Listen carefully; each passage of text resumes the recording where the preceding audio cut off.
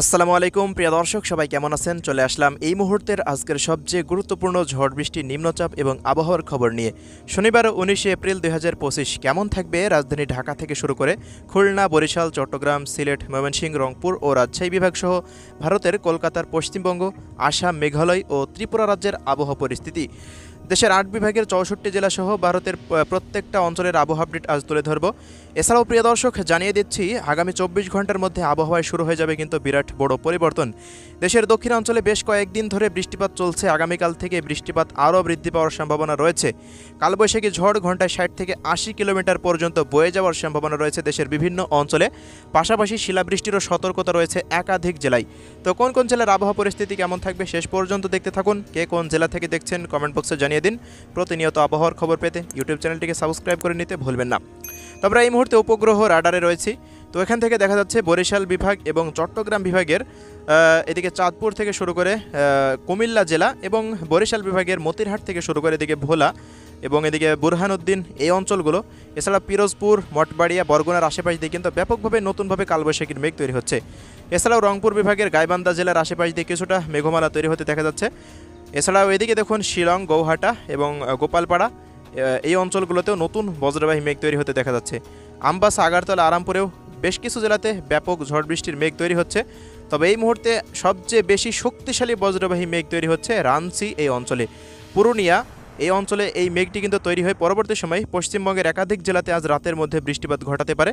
এছাড়াও এই মুহূর্তে খড়গপুরের আশেপাশ দিয়ে ব্যাপকভাবে বজ্রবাহী মেঘ তৈরি হচ্ছে।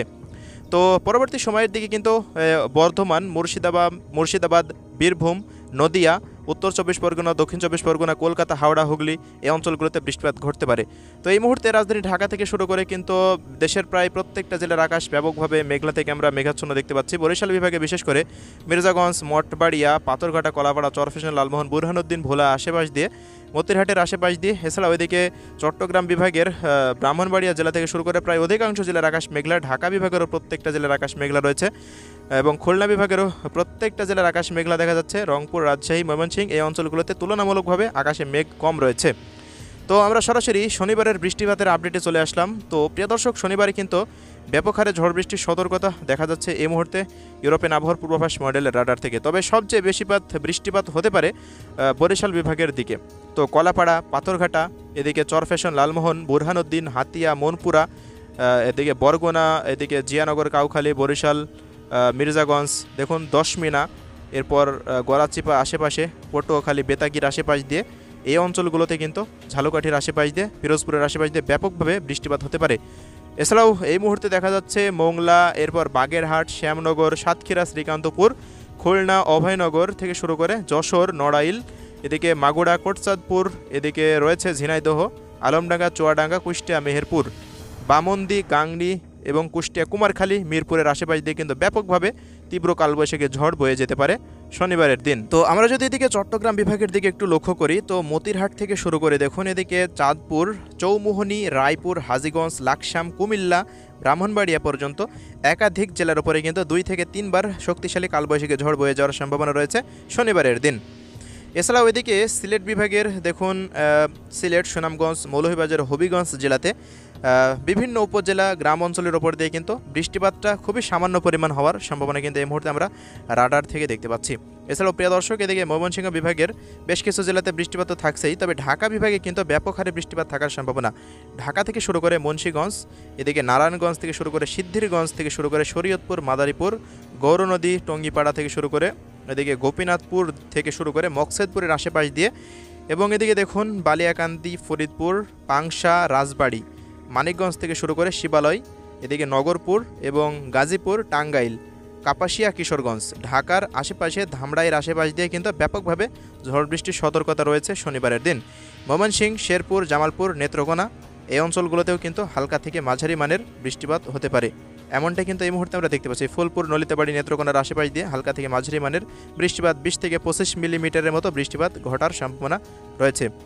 এছাড়াও এদিকে রাজশাহী বিভাগের পাবনা জেলা থেকে শুরু করে ভেড়া, ভাঙ্গুড়া থেকে শুরু করে সিরাজগঞ্জ, তাড়াশ, এর আশেপাশের জেলা বগুড়া এবং এর পাশে রয়েছে নন্দীগ্রাম, নাটোর, সিংড়া, পুঠিয়া, পাবনা, রাজশাহী থেকে শুরু করে মোহনপুর, চাঁপাইনবাবগঞ্জ, গোমস্তাপুর, পটনীতলা, আক্কেলপুর, আদমদিঘি থেকে শুরু করে নওগাঁ, জয়পুরহাট, 5 পর্যন্ত হালকা মাঝারি বৃষ্টিপাত ঘটার সম্ভাবনা।